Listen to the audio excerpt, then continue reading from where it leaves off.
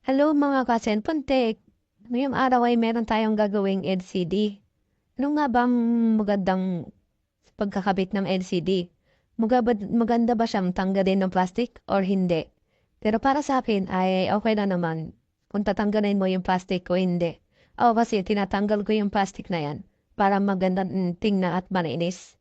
Pero ngayon ipapakita ko sa inyo na hindi ko siya tatanggalin. Titikitan lang natin yung flex niya. Ipapakita ko sa inyo yung tamang pagdidikit dyan sa flex para pagka dinikit mo na yung LCD ay hindi malalagyan ng pandikit yung flex. Lalagyan natin siya ngayon ng adhesive tape. Yan, ipapakita ko sa iyo. Yan, nung paglalagay ng adhesive tape, yan, ganyan lang. Yan, dikit lang natin yung double adhesive tape na yan. Tapos, tanggalin natin yung sa ibabaw ng adhesive. Tapos niyan mga katek, dandahan nating ididikit yung flex. Yan, ganyan. Dahan-dahan lang mga katek kasi sensitive yung flex na yan. Dahan-dahan lang siyang ididikit.